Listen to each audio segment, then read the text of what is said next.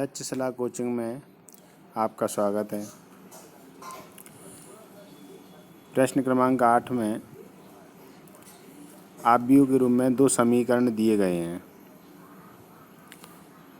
तो समीकरण 1 और समीकरण 2 ये दोनों को हम विलोपन या प्रतिस्थापन विधि की तरह हल कर सकते हैं। तो समीकरण 1 और 2 को हमने जोड़ दिया, दाएं पक्ष को दाईं तरफ और बाएं पक्ष को बाईं तरफ हमने जोड़ दिया। तो x प्लस वाई और x माइनस वाई को एक तरफ और आव्यूह को हमने दूसरी ओर जोड़ दिया। तो इससे y से y कैंसिल हो जाएगा। x और x मिलकर के हो गए 2x और इधर हमने आव्यूह को जोड़ दिया 1 और 3 जोड़ के 4।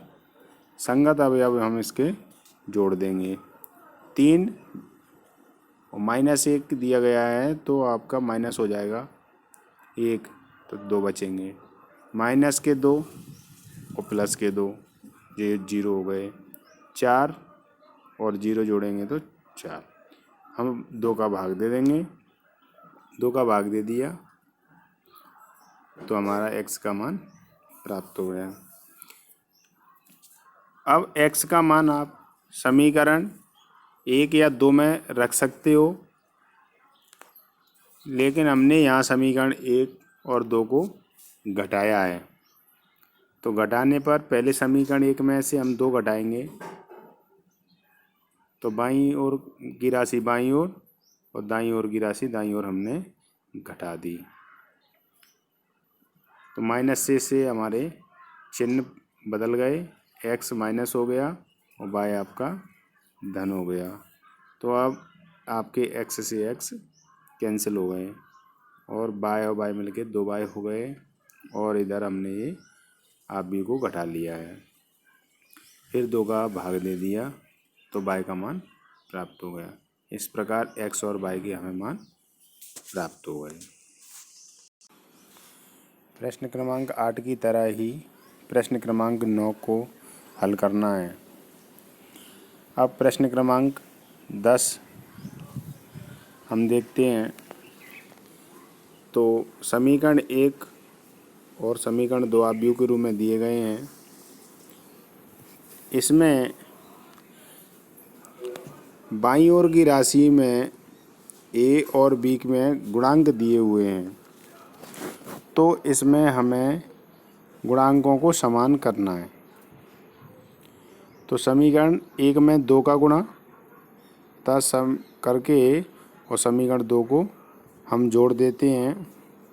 तो समीकरण 1 में 2 का गुणा करेंगे तो 2a में 2 का गुणा किया तो 4a, b में 2 का करेंगे तो माइनस के 2b और समीकरण 2 को आप जोड़ेंगे तो 2b प्लस a को हमने इधर जोड़ दिया। अब दाईं ओर हमने आव्यूह में 2 का गुणा कर दिया और समीकरण 2 वाले आव्यूह को जोड़ दिया। अब हमारे 2b से ये 2b आपका कैंसिल हो गया।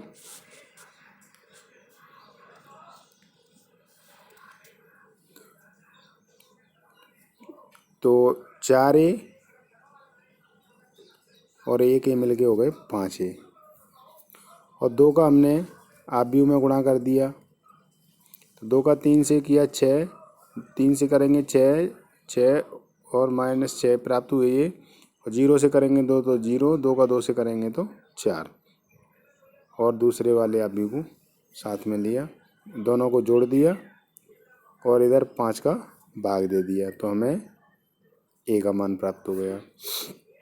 a के मान को समीकरण 1 या 2 में रख सकते हैं, या b के मान को काटना है, a के मान को काटना है तो समीकरण 2 में गुणा करके आप जोड़ घटा सकते हैं तो भी हमें b का मान प्राप्त कर सकते हैं। तो किसी भी रूप में आप इस समीकरणों को हल कर सकते हैं।